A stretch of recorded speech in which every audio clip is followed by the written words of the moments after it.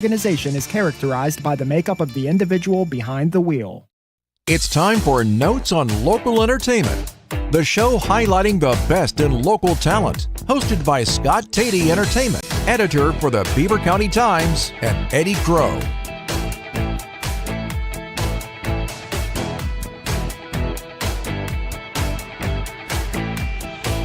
One of these days I'm going to do it, and I know it's going to be the last day that I work here. One of these days I'm going to turn the microphones on before the show to catch some of the conversations that take place before. We can live in the same cave, Tady, once we both get fired.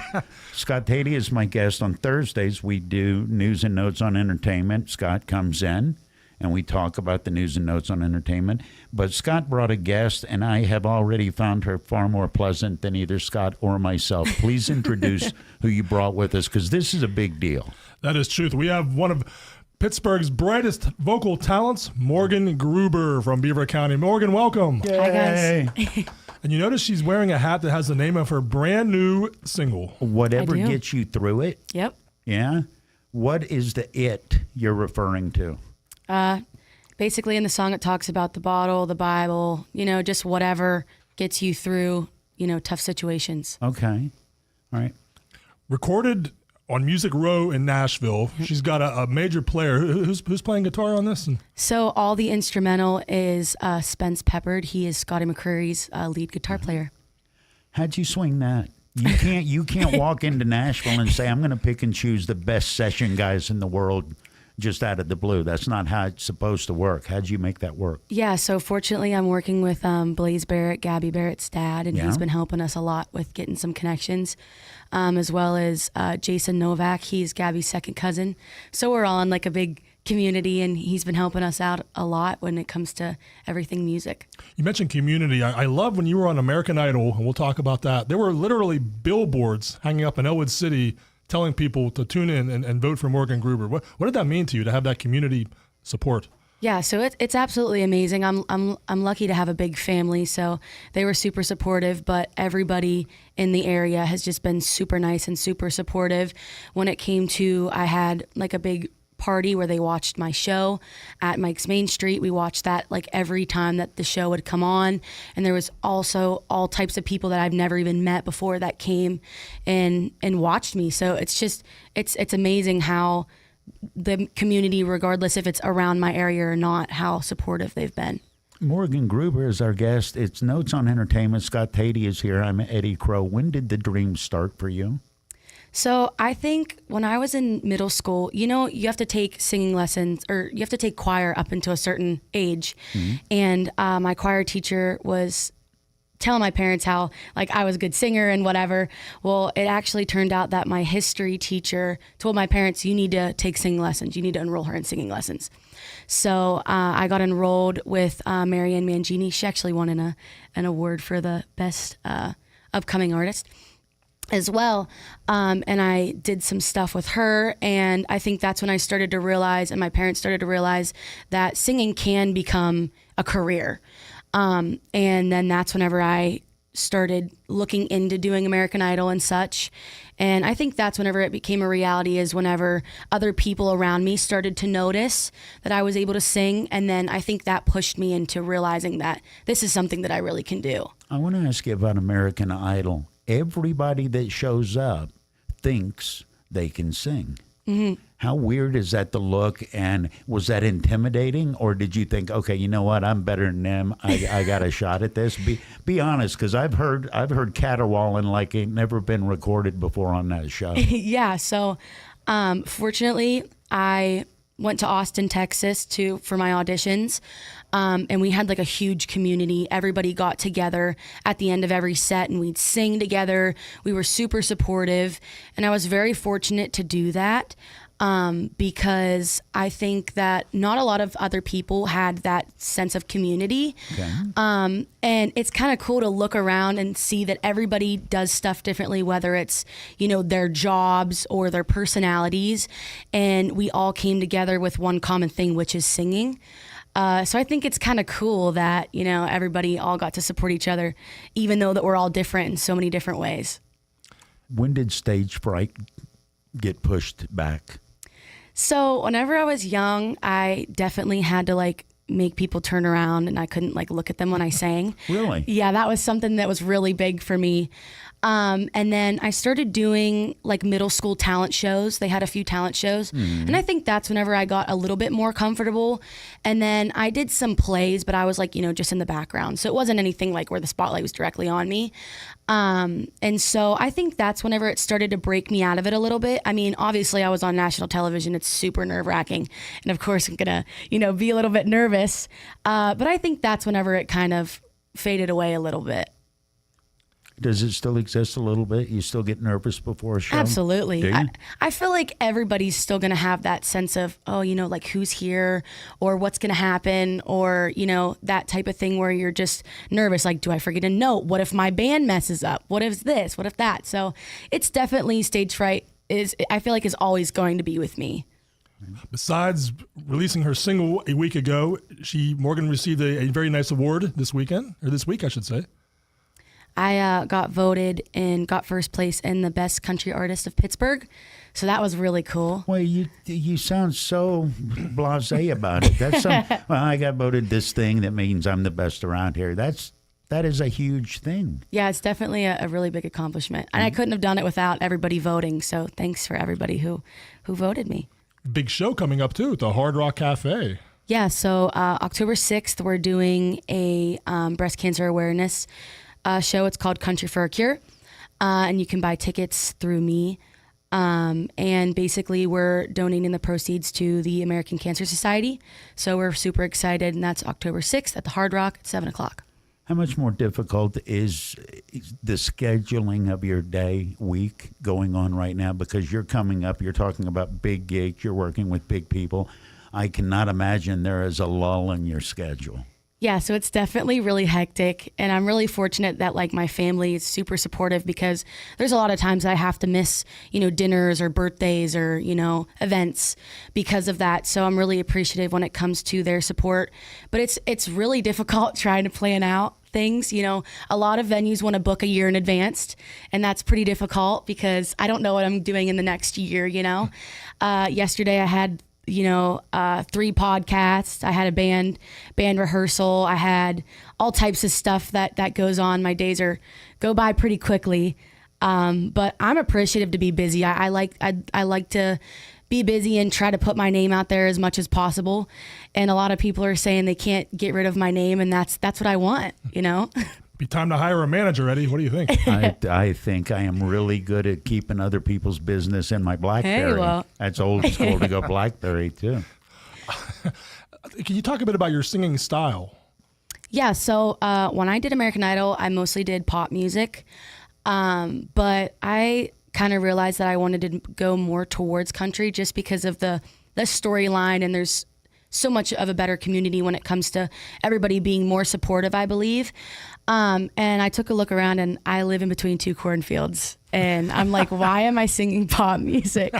But I felt like when I'd go in the car, I'd listen to like alternative and like pop with my mom. And then whenever I'd go in my truck with my dad, I'd listen to more like country music. So it was always like one or the other. So all types of genres and music's been in my life forever.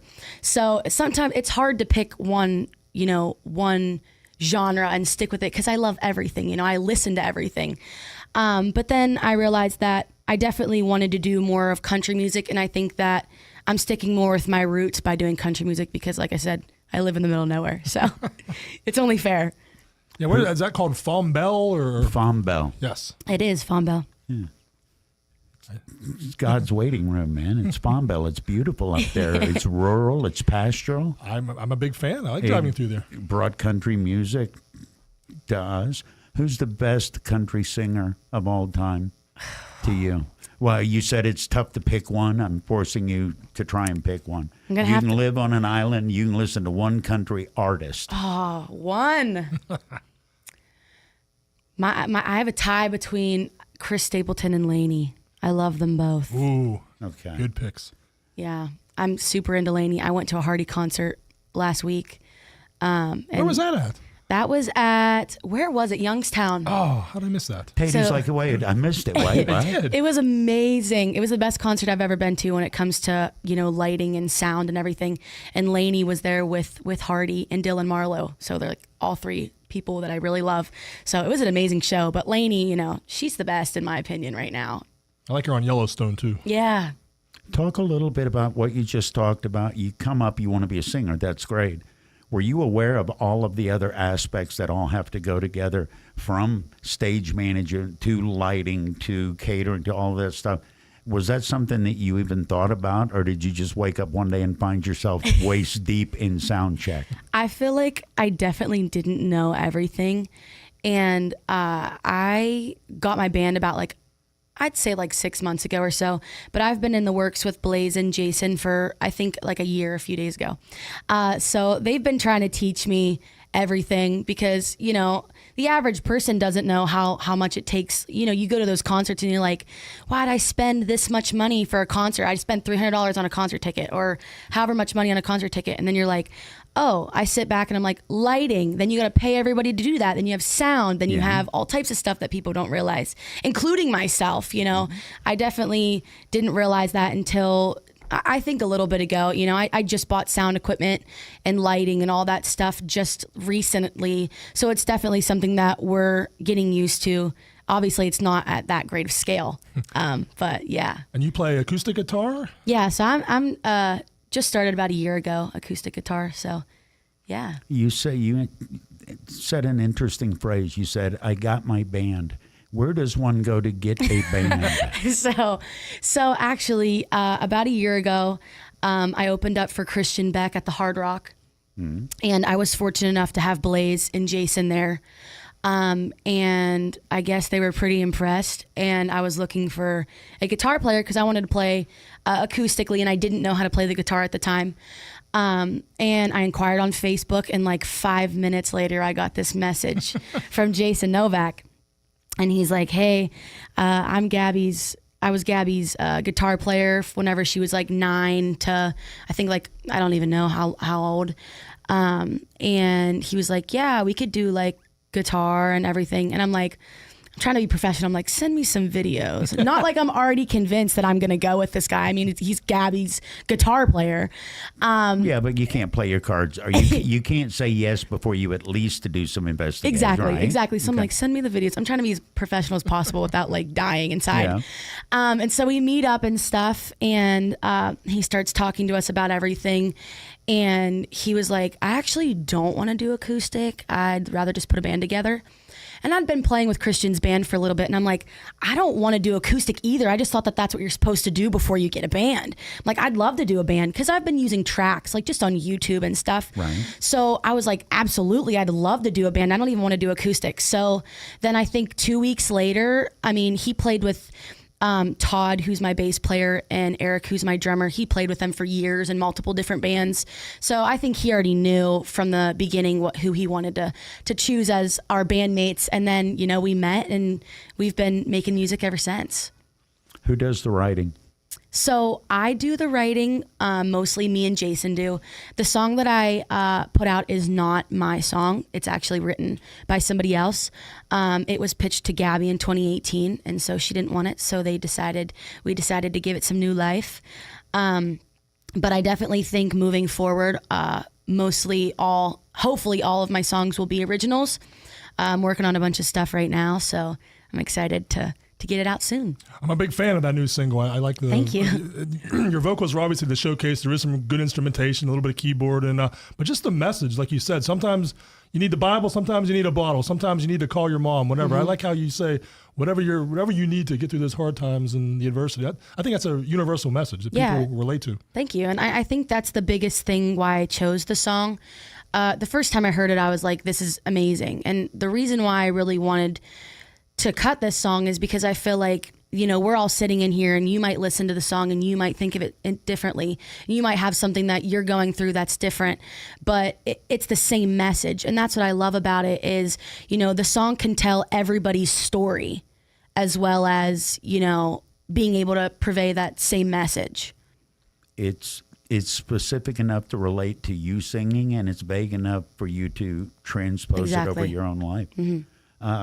Morgan Gruber is our guest. Scott Tady is here. It's news and notes on entertainment. Now that you're coming up, how many people are shipping songs to you saying, please record this? I got one yesterday. Yeah. Was it good? I haven't had a chance to listen to it fully, just a little clip.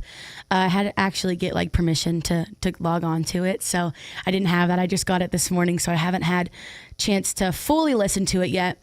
But it was a slow song. I'm good at writing the slow songs. I need the upbeat songs, So I'm not sure about that one just yet because I haven't listened to it fully. You can say it stinks. You well, haven't I don't know said yet. I don't know You yet. haven't said the name of the person that sent it, so I don't you're know off the yet. hook. Okay. I'm not sure. To be honest with you, I'm really not. But yeah, I definitely think that I have a few originals that I'm really excited to cut. I've been writing every day, which is something that's really unusual for me. I wrote like on a weekday, like at like 3 o'clock. And I'm like, this is weird. I write everything late at night, like 11, 12, 1, 3. Like that's usually when I write. And so I was like, ooh, this is weird, but like, I really like this song. So I'm really excited for all the, stuff to come. And this is my first single. So I'm just ready to whip them all out now. Just play everything. What makes a good song to you? I think that the chorus has to be kind of catchy. I think it has to be melodically cool. I think personally, I think that it should be something that, people can play. I don't love whenever you look up songs and it's like, I can't play this song because it's too hard. I like the like Miranda Lambert type aspect of like, okay, almost all her songs you can just pick up and play like 4 chords. And so I think that's kind of cool. I definitely want to get my music out there, and I want beginners to also be able to play my music and sing my music. CGD. Yep, that's all I need. That's all you need. Yeah. Don't overthink it. It's Yep. CGD.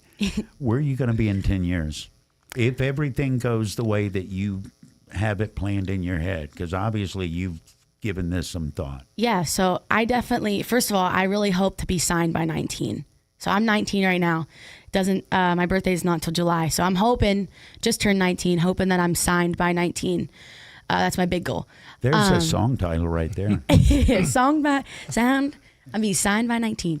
Yeah, but I definitely would love that. I think in 10 years, I definitely want to be on a big stage. I like I said, I just seen that concert. I'd love to be them and play, do what I'm doing now, but just in a much larger scale, I think, for sure. We gonna play the single? Yes. Yeah. Yes. You're looking at me. I'm over here with you, Curtis. We're going to play the single. Today was a wonderful day, topped off with you, young lady. Thank you 19. so much. Yep. I got shoes older than you. Morgan Gruber's guest, Scott Tady, is in here. Yeah, we're going to play the new single. That's the best way for me to finish my day. It's Teleforum on Beaver County Radio.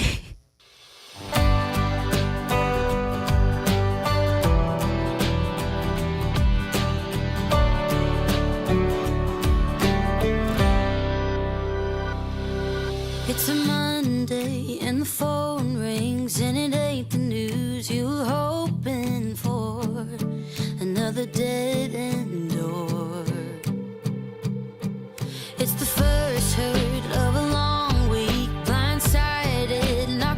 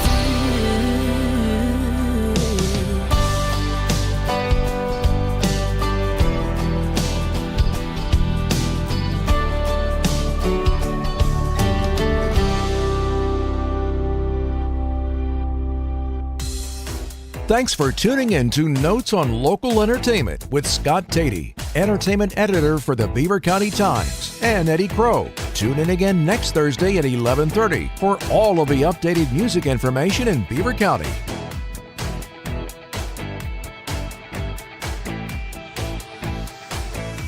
Freedom United Federal